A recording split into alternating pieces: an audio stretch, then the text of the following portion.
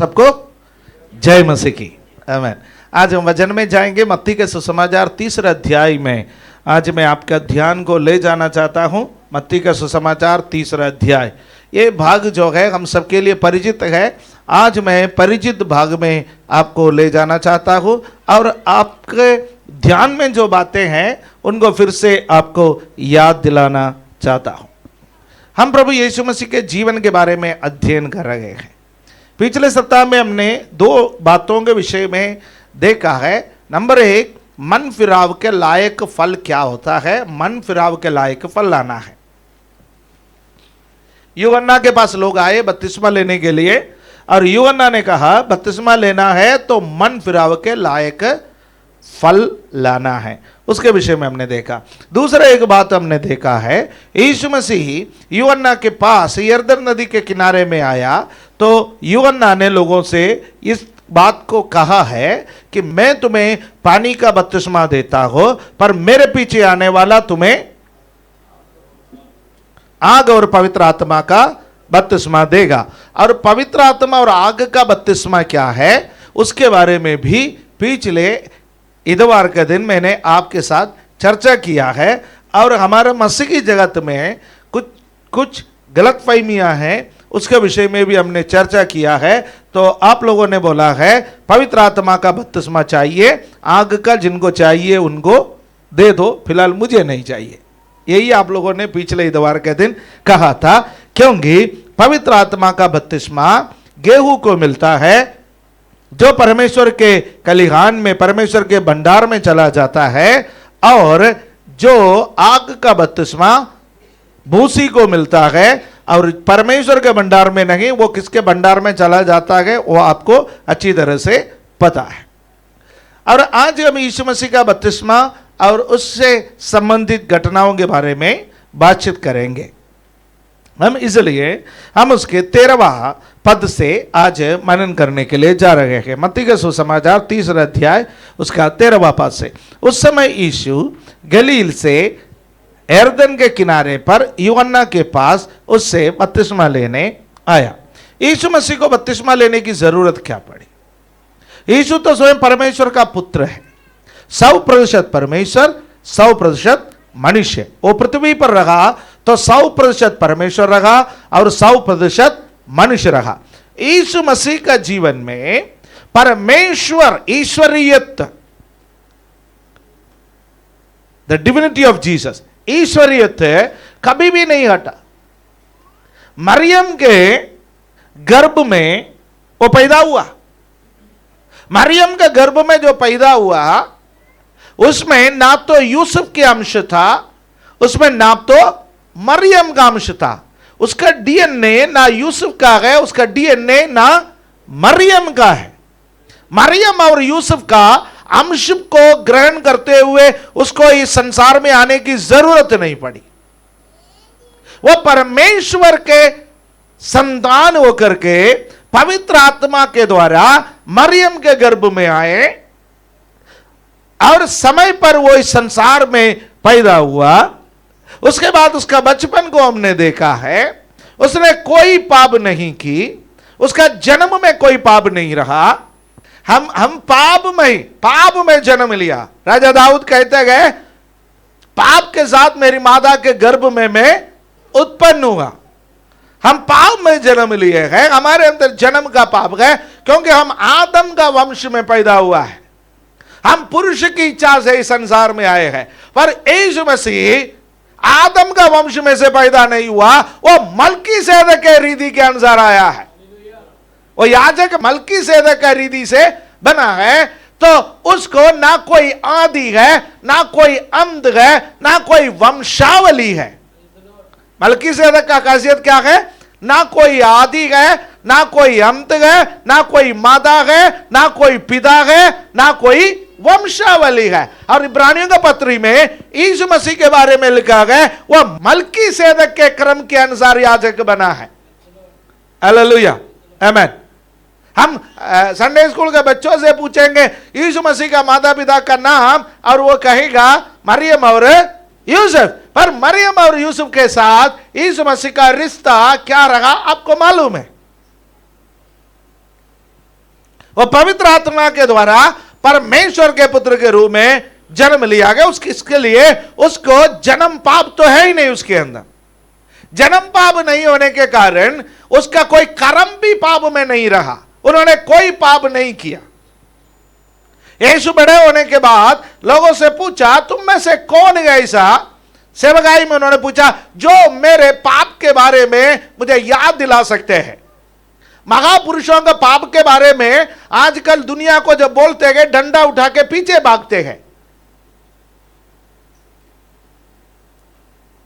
आजकल ऐसा एक समाज में हम जीवन बिता रहा है, लोग जिसको ईश्वर समझते गए, लोग जिसको आराधना के व्यक्ति समझते गए, लोग जिसको महापुरुष समझते गए, वो तो सबके सब पाप में पैदा हुआ, सबके सब ऐसा कर्म किए हैं जो कर्म आज के जमाने में करेगा तो दुनिया हमारा बिरयानी बना देंगे। पर आप यदि उनमें से किसी का पाप के बारे में बोल करके तो देखो, आजकल सोशल मीडिया होने की वजह से, प्रभु का मैं धन्यवाद करता हूं, सोशल मीडिया होने की वजह से बहुत सारे ऐसे चीजों का एक्सपोज हो रहा है। लोग सोचने लगेंगे, फ्री थिंकर्स आए हैं। फ्री थिंकर्स का एक प्लेटफॉर्म है, कभी कभी घुसना है उसके अंदर, घुस के देखिए फ्री थिंकर्स का। वो एग्जैक्टली हर चीज के विषय में बातचीत करते हैं। हम कहते हैं कि यीशु के बारे में बात करने के लिए आओ, स्वागत है। यीशु के पापों के बारे में बोलने के लिए आपको स्वागत है, आओ ना, बोलो ना। आप किसी भी जमाने में यीशु जैसा जीवन बिता सकता है, दुनिया आपको कंधे पर उठा करके चलेंगे। हालेलुया। उसने कभी किसी लड़की को छेड़ा नहीं है, उसने कभी झूठ नहीं बोला है, उसने कभी डंडा उठा करके पड़ोसी को मारने के लिए नहीं चला, उसके हाथ में कोई हथियार नहीं है, कोई तलवार नहीं है, कोई ऐसा चीज नहीं है। उसके हाथों में प्रेम का निशानी है। आपके लिए, मेरे लिए सूली पर वो चढ़ गए हैं, वो आपके लिए, मेरे लिए बलिदान हुआ है। हालेलुया। हम यीशु के बारे में चर्चा करने के लिए लोगों को हमेशा इनविटेशन देता है। यीशु के बारे में, बाइबल के बारे में हम चर्चा कर सकते हैं, बाकियों के बारे में हम चर्चा नहीं करेंगे। ओके, हम इसके लिए लोगों को बोलते हैं, क्योंकि हमें मालूम है यीशु निर्दोष है। हमें छिपाने के लिए कुछ नहीं है, हमें गुस्सा करने के लिए कुछ नहीं है। कोई यीशु के बारे में कुछ बोल दिया है तो तलवार उठा करके अभी काट देंगे बोलने के लिए। यीशु के जीवन में कुछ भी नहीं है। हालेलुया। मैं आपसे क्या इतना हिम्मत के साथ क्यों कह रहा हूं? क्योंकि उसके अंदर जन्म पाप नहीं है, और उसके अंदर कर्म का पाप नहीं है, उसके अंदर मन का भी पाप नहीं है। हालेलुया। उसने हृदय में भी किसी के बारे में बुरा नहीं सोचा। हालेलुया। यीशु निर्दोष है, यीशु निर्दोष है। यीशु को अलग अलग अदालतों में पेश किया गया और हर एक अदालत ने बोला यीशु निर्दोष है। आखिर पिलातुस ने भी ये बोला यीशु निर्दोष है। इस मनुष्य में मैं कोई अपराध पा नहीं पा रहा हूं। फिर भी यहूदियों को खुश करने के लिए पिलातुस ने उसको सूली पर चढ़ाने की आज्ञा दी है। तब यीशु को बपतिस्मा लेने की क्या जरूरत पड़े? जब कोई पाप नहीं, कोई पापी नहीं था, कोई अधर्म नहीं किया, फिर भी यीशु ने बपतिस्मा लिया है। क्यों लिया? क्योंकि हालेलुया, मनुष्य के रूप में आपको और मुझे एक नमूना प्रस्तुत करना था उसको। वो बपतिस्मा लेकर के हमारे समान बना है, वो बपतिस्मा लेकर के हमारे समान बना है। हम जब बपतिस्मा लेंगे हम उसके समान बनेंगे। हालेलुया। इसलिए वो बपतिस्मा में हमारे समान बना। आप और मैं जैसा बपतिस्मा लेना है वो नमूना यीशु मसीह ने हमें दिखाया है। इसलिए वो कहां पर आया? यूहन्ना के पास यरदन नदी के किनारे में आया है। यरदन नदी के किनारे में आया और पद 14 में लिखा है, परंतु यूहन्ना ये कहकर उसे रोकने लगा, मुझे तेरे हाथ से बपतिस्मा लेने की आवश्यकता है और तू मेरे पास आया है। यूहन्ना यीशु मसीह को पहचान लिया। सारे जगत का पाप को उठाने वाला परमेश्वर का मेमना, सारे जगत के लिए बलिदान होने के लिए यीशु इस संसार में आया। यीशु को यूहन्ना ने पहचान लिया, ये वो व्यक्ति है जिसके बारे में मैं प्रचार कर रहा था, मेरे पीछे एक आने वाला है, वो आपको पवित्र आत्मा का अभिषेक देने वाला, पवित्र आत्मा से बपतिस्मा देने वाला। इसलिए यूहन्ना कहता है कि मुझे पवित्र आत्मा से बपतिस्मा आपसे लेने की जरूरत है। हालेलुया, आमीन। अब एक घटना आपको थोड़ा सा पीछे ले जाना चाहता हूं। दो स्त्रियां एक साथ एक थोड़े से अंतराल में गर्भवती हुई। यूहन्ना की माता और यूहन्ना के पिता को लंबे समय तक कोई संतान नहीं था। लंबे समय तक प्रार्थना बहुत की, मन्नतें बहुत मांगी, पर संतान प्राप्ति का वरदान उनको नहीं मिला। अचानक एक दिन एक स्वर्गदूत जकरिया के सामने प्रकट हुआ। जकरिया अबिया नाम का कर्म का व्यक्ति था और वो सेवा करने के लिए परमेश्वर के भवन में थे। और जब परमेश्वर के भवन में सेवा करने का समय कोई स्वर्गदूत दिखाई दे। यहूदियों का विश्वास के मुताबिक स्वर्गदूत आया क्यों? आपको बुला करके परमेश्वर को उपस्थिति में ले जाने के लिए। दैट मीन आज आपका जीवन का आखिरी क्षण है, खास तौर से सेवा करते हुए स्वर्गदूत दिखाई दिए तो, राइट, जीवन समाप्त है।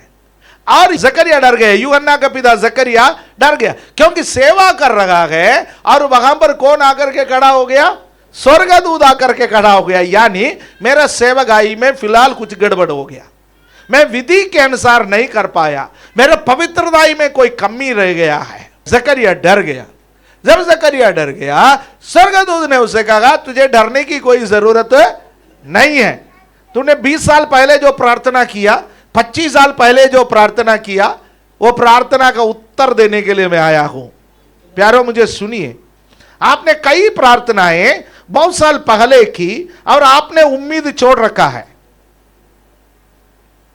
आपको लग रहा है कि यह बात घटेगा नहीं, पर आत्मा में मैं आपको यह संदेश देना चाहता हूं कि जो प्रार्थनाएं आपने 10 साल पहले की होगी, 15 साल पहले की होगी, 20 साल पहले की होगी, विश्वास में आने का समय आपने की होगी, आप शायद उन प्रार्थनाओं को भूल गए होंगे, लेकिन स्वर्ग का परमेश्वर आपके प्रार्थनाओं को भूलेंगे नहीं। वो आपका सुधि लेने वाला परमेश्वर है। हालेलुया, सुधि लेने वाला एक परमेश्वर है। यहोवा ने हन्ना की सुधि ली, यहोवा ने नूह की सुधि ली। यहोवा सुधि लेने वाला परमेश्वर है। जकरिया का प्रार्थना, एलिशिबा का प्रार्थना को परमेश्वर ने उसकी सुधि ली और उसको बोला कि एक बेटा आने वाला है, खुश हो जाओ, आज घर पर जाने का समय मिठाई का डब्बा साथ लेके जाना।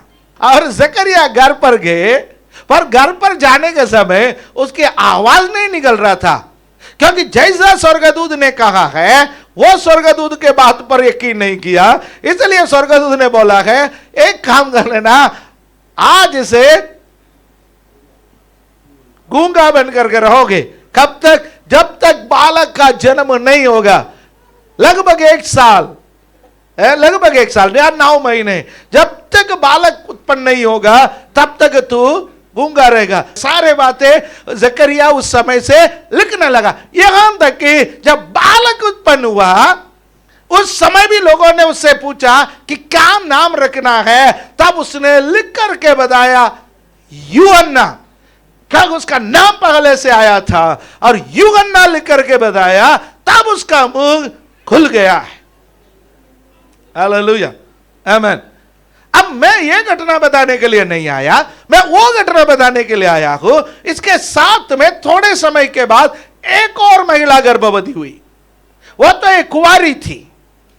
एलिशिबा बच्चे जन्म देने का उम्र को पार कर चुकी थी और यहां पर एक लड़की है जो बच्चा जन्म देने का हालत में नहीं थी, कुंवारी थी, और वो गर्भवती हो गई। वो है यीशु मसीह की माता मरियम। और मरियम और एलिशबा रिश्तेदार थे, और मरियम स्वर्गदूत से मिला हुआ घटना, स्वर्गदूत से मिला हुआ बातें कहने के लिए एलिशबा के पास भाग करके गई। थोड़े दिन वहां पर जाकर के रहने गई। क्योंकि उस वक्त उसको शारीरिक रूप से, आत्मिक रूप से उन्नति देने वाले बातें कहने वालों की जरूरत है। और यहां पर जैसा ही मरियम एलिशिबा के पास गए तो वहां पर यूहन्ना एलिशिबा के गर्भ में मरियम उसको जैसा नमस्कार कर रहे थे, यहां पवित्र आत्मा से वो उछलने लगे। हालेलुया, पवित्र आत्मा से उछलने लगे। यानी गर्भ से पवित्र आत्मा पाक करके जो बंदा आया है तो उसका नाम यूहन्ना है। इसलिए यीशु मसीह ने यूहन्ना के बारे में कहा, स्त्री से जन्मा हुए में यूहन्ना से बड़ा कोई नहीं। अब बाइबल में पढ़ते हैं ना, स्त्री से जन्मा हुआ में सबसे बड़ा कौन है? वो यूहन्ना है। उसका कारण क्या है? उसने पवित्र आत्मा गर्भ में पाया है। हालेलुया। अब एक विशेष काम के लिए परमेश्वर ने उनको इस पृथ्वी पर भेजा था, परमेश्वर का मार्ग को तैयार करने के लिए भेजा था। हालेलुया।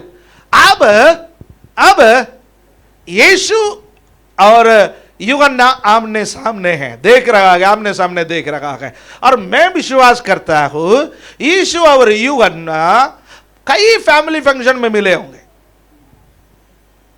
कई फैमिली फंक्शन में मिले होंगे, राइट। यीशु गलील के काना में जो विवाह में गया है वो बाइबल में लिखा है। उस विवाह में जाने से पहले कितने विवाह में गए होंगे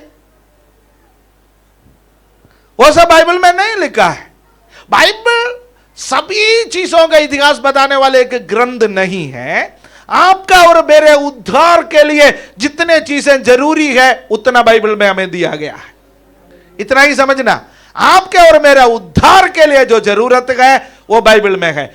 उतना साइंस भी बाइबल में है, इतिहास भी बाइबल में है, और बहुत सारे भविष्यवाणी भी बाइबल में है, बहुत सारे चीजें बाइबल में है। वो सब लिखने का मकसद क्या है? आपका और मेरा उद्धार। परमेश्वर के मन में यही रहा है। ओके, अब दोनों सेवकाई में है। यीशु से पहले यूहन्ना सेवकाई में प्रवेश किया। यीशु एंट्री करने से पहले यूहन्ना मरुस्थल में रहते थे, जंगल में रहता था, और वो क्या खाता था, क्या पहनता था, ये सब मैंने पहले से आपको बताया है। और वो यूहन्ना सेवा करने का आरंभ किया है, लोगों को मन फिराव का बपतिस्मा देने लगा। और वहां पर यीशु आ रहा है और यूहन्ना कह रहा है कि मुझे अब वही अनुभव हो रहा है आप आने से, जब मैं आपकी माता मेरी माता से मिलने के लिए हमारे घर पर जब आए, मैं मेरी मां के पेट में था, वही अनुभव मुझे अब हो रहा है।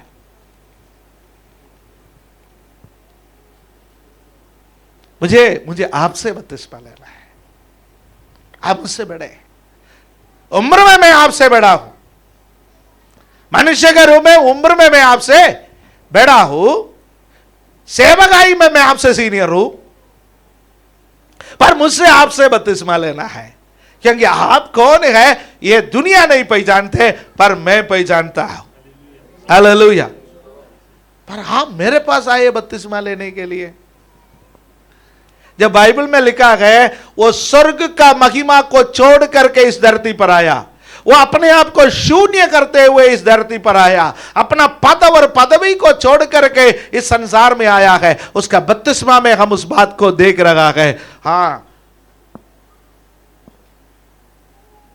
यदि हम होते तो यूहन्ना, अब आपने जो धीमी गति में बोला ना, आवाज में बोला, ऊंचे स्वर से बोलो ना, सबको सुनाई देने है। मेरा तारीफ जो हो रहा है तो वो और ऊंचे आवाज में होना चाहिए। मेरा तारीफ है तो ऊंचे आवाज में होना चाहिए, और लोग सुनना चाहिए, क्योंकि मैं कल हजारों का अगुवाई करने वाले एक अगुवा बन करके आया हूं। नो, यीशु ने यूहन्ना के कान में क्या कहा 15वां पद में, हम क्या पढ़ते गए? यीशु ने उसको यह उत्तर दिया, अब तो ऐसा ही होने दे, क्योंकि हमें इसी रीति से सब धार्मिकता को पूरा करना उचित है। तब उसने उसकी बात मान ली।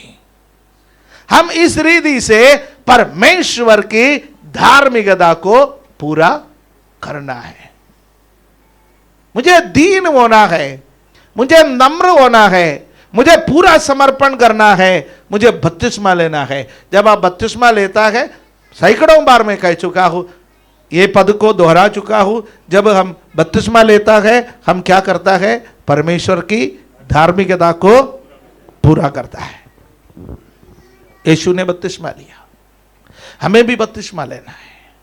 जितने लोग बपतिस्मा लिया है, ध्यान रखें, बपतिस्मा लेना है। जब हम यीशु मसीह का अंतिम आज्ञा पर जाएंगे, मत्ती 28 का 18 से 20 तक अंतिम आज्ञा है। मरकुस के सुसमाचार 16वां अध्याय का 15वां और 16वां पद में अंतिम आज्ञा है। मत्ती में लिखा हुआ है, सब जाति के लोगों को चेला बनाओ, पिता पुत्र और पवित्र आत्मा का नाम से बपतिस्मा दो। ठीक है, चेला बनाओ, बपतिस्मा दो। ये किस में लिखा है? मत्ती में। किस नाम से बपतिस्मा दो? पिता पुत्र और पवित्र आत्मा के नाम से।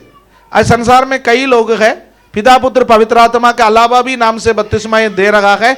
उनसे कोई भी व्यक्ति बपतिस्मा ना ले, उनके बातों पर कोई भी प्रतीति ना करे, क्योंकि बाइबल में यीशु मसीह ने हमें सिखाया है पिता पुत्र और पवित्र आत्मा का नाम से बपतिस्मा देना है, पिता पुत्र और पवित्र आत्मा का नाम से बपतिस्मा लेना है। उसके अलावा जब आप मरकुस के सुसमाचार पढ़ने का समय, वहां अंतिम आज्ञा में क्या लिखा है? अंतिम आज्ञा में लिखा है कि तुम सारे जगत में जाकर के सब सृष्टि के लोगों को सुसमाचार प्रचार करो। जो विश्वास करेगा और बपतिस्मा लेगा उसका उद्धार होगा, परंतु जो विश्वास नहीं करेगा वो दोषी ठहराया जाएगा। उद्धार के लिए क्या जरूरी है? विश्वास। विश्वास की पूर्णता क्या है? बपतिस्मा, है ना। यदि आप विश्वास करता है तो आपको क्या लेना जरूरी है? बपतिस्मा लेना जरूरी है। विश्वास की पूर्णता है बपतिस्मा, विश्वास का प्रकटीकरण है बपतिस्मा। चार लोगों के सामने आप गवाही देता है जब आप बपतिस्मा लेता है। जो बपतिस्मा के कुंड के चारों तरफ जो लोग खड़े हैं उनके सामने आप गवाही देता है, देखो मैंने खुलेआम प्रभु यीशु मसीह को मुक्तिदाता के रूप में ग्रहण किया है, स्वीकार किया है। ये आपका विश्वास का प्रकटीकरण है। पर याद रखिए, बपतिस्मा लेने से स्वर्ग जाएंगे ऐसा मत सोचना। खाली बपतिस्मा से आप स्वर्ग नहीं जाएंगे, राइट। बपतिस्मा आपको परमेश्वर का संतान बनाने का एक प्रक्रिया है। आप विश्वास के द्वारा परमेश्वर के संतान बनते हैं और उसका पूर्णता बपतिस्मा है, पक्का हो जाता है, स्टैंप लग जाता है, राइट। स्टैंप लग गए कि आप परमेश्वर के संतान हैं। हालेलुया, आमीन। पहला कुरिन्थी 10वां अध्याय पढ़ने का समय वहां पौलुस प्रेरित कहता है, पहला कुरिन्थी 10वां अध्याय में, हमारे सब बाप दादाए बपतिस्मा लिए हुए लोग थे। पुराना नियम के लोग, किनके बारे में बात कर रहा है? उन्होंने बादल में बपतिस्मा लिया, उससे पहले लाल समुद्र में बपतिस्मा लिया, राइट। हमारे सब बाप दादाए लाल समुद्र में बपतिस्मा दिया। इस्राएली लोग हैं, मिस्र से छुटकारा पाकर के आने का समय लाल समुद्र पार होकर के आया। वो बपतिस्मा का एक दृष्टांत है, पुराना नियम में बपतिस्मा का एक दृष्टांत है। और उसके बाद 40 वर्ष मरुस्थल में चला और कनान देश में प्रवेश करने से पहले फिर से यरदन में बपतिस्मा लिया है। यानी जंगल में चलते चलते चलते 40 साल में जो पीढ़ी पैदा हो गए, वो लाल समुद्र में बपतिस्मा लिए हुए लोगों में 2 लोगों को छोड़ के बाकी सब जंगल में ढेर हो गए, राइट। और उसके बाद जो नया पीढ़ी वहां पर जन्म लिए गए, उन लोगों को कनान देश में प्रवेश कराने से पहले फिर से यरदन पार कराता है, यरदन में से होकर के निकलता है। यह सब बपतिस्मा का निशानी है। पर बाइबल में लिखा है उनमें से अधिकांश लोगों पर परमेश्वर प्रसन्न नहीं हुआ। वे कनान देश में लाल समुद्र में बपतिस्मा लिए हुए लोग हैं, 2 लोगों को छोड़ करके और कोई भी कनान देश में प्रवेश नहीं कर पाए। क्यों नहीं कर पाए? अविश्वास के कारण। अविश्वास के कारण। बपतिस्मा लेने के बावजूद भी अपना विश्वास को अंत तक पकड़े रहना आपके लिए जरूरी है। इसलिए हम जब बपतिस्मा देता है, बपतिस्मा कुंड से बाहर निकलने से पहले ही से एक सेंटेंस बोल देता है। क्या बोल देता है? अंत तक विश्वास योग्य बने रहे तो जीवन का मुकुट पाएगा। अंत तक विश्वास योग्य बने रहे, हालेलुया। और बपतिस्मा के बाद कदम कदम पर आपके और मेरे जीवन में परीक्षा आएंगे। बपतिस्मा के बाद यीशु मसीह का इनकार करने का प्रलोभन हमारे जीवन में आएंगे। यीशु का इनकार करने के लिए हमारे जीवन में दबाव आएंगे। हमारा प्रतिफल उस प्रलोभन के ऊपर कैसे हम जय पाता है उसी के अनुसार है, हालेलुया, आमेन, आमेन। हम धीरे धीरे वहां को जा रहे हैं, लेकिन मैं आज ये कहकर के समाप्त करना चाहता हूं, यीशु बपतिस्मा लेने के लिए काफी नम्र था। अब हम तीसरा अध्याय में उसका 15वां पद हमने पढ़ा है, और अब उसका 16वां पद हम जब देखते हैं, यीशु बपतिस्मा लेकर तुरंत पानी में से ऊपर आया और उसके लिए आकाश खुल गया और उसने परमेश्वर की आत्मा को कबूतर के समान उतरते और अपने ऊपर आते देखा। परमेश्वर का आत्मा कोई कबूतर नहीं है। यदि परमेश्वर का आत्मा कबूतर होता तो हम सब पिंजरे में इधर का दिन एक एक कबूतर इधर ले आता। पवित्र आत्मा कबूतर के समान, यानी वहां पर कुछ दिखाई दिया, और वो पवित्र आत्मा कबूतर के समान, यानी कबूतर जिस प्रकार पंखों को फैलाते हुए आकर के कहीं बैठता है, वैसा पवित्र आत्मा दृश्य रूप में उस पर उतरा, यीशु मसीह पर, दृश्य रूप में। यानी पवित्र आत्मा आते हुए यूहन्ना ने देखा। बाकी लोगों ने देखा हो या नहीं देखा हो, पवित्र आत्मा आते हुए यूहन्ना ने देखा। लेकिन वो कैसे आया था? पूछा कैसे आया? जैसा कबूतर उड़ करके आते गए वैसा आया, कबूतर के समान, राइट, आग के समान। तो जगह पर समान लिखा है और उसको आप विशेष ध्यान देना है। समान है, वो वस्तु नहीं बल्कि उसके समान आया है, हालेलुया। और स्वर्ग खुल गया, पवित्र आत्मा कबूतर के समान उतरते हुए देखा और आकाशवाणी हुई, ये मेरा प्रिय पुत्र है जिससे मैं अत्यंत। बपतिस्मा आपको परमेश्वर का प्रिय पुत्र बनाता है, हालेलुया, हालेलुया। जितने भी लोग अभी तक बपतिस्मा नहीं लिया है, आप लोग अपना बपतिस्मा के बारे में सीरियस हो। बपतिस्मा आपको परमेश्वर का क्या बनाता है? प्रिय पुत्र, हालेलुया। आप परमेश्वर का प्रिय पुत्र बनना चाहता है तो आपको बपतिस्मा लेना अनिवार्य है। खाली बपतिस्मा लेने से नहीं, बपतिस्मा के बाद एक पवित्र जीवन बिताना, प्रलोभन के ऊपर जय पाना, वो भी आपके लिए अनिवार्य है। मनुष्य के रूप में यीशु बपतिस्मा ले लिया और यहां पर अपने आप को नम्र किया है परमेश्वर का पुत्र होने के बावजूद, तो हमको कितना अधिक इन कार्यों को करना है। आज बपतिस्मा लिए हुए लोग हैं, अपने आप को फिर से वो ताजगी में लाए।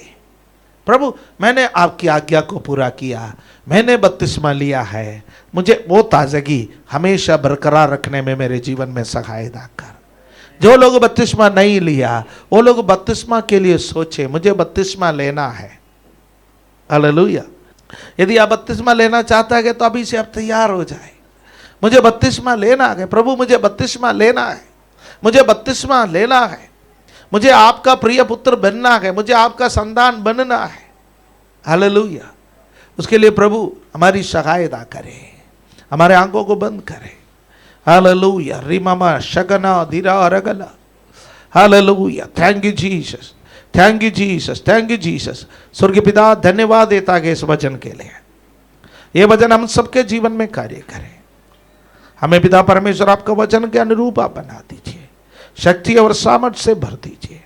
प्रत्येक भाई बहन को आशीष दे। जैसा यीशु ने बपतिस्मा लिया वैसा प्रभु हम में से कई लोगों ने बपतिस्मा लिया है, कई लोग नहीं लिया है, कई लोग सोच रहे हैं। हम सबकी अगुवाई कर, ये वचन हमारे जीवन में कार्य करे। धन्यवाद के साथ ये प्रार्थना प्रभु यीशु मसीह के पवित्र नाम से मांगने का समय सुनो और कबूल करो हमारे स्वर्गीय पिता। आमीन। हालेलुया। ये हम इस वक्त खड़े होकर के गीत गाएंगे तो भेंट और दुष्वाम चढ़ाएंगे। इसके साथ साथ यदि किसी को प्रार्थना की ज़रूरत है तो आप आगे को ऑफरिंग डालने के बाद आ सकते हैं, हम आपके लिए प्रार्थना भी करेंगे।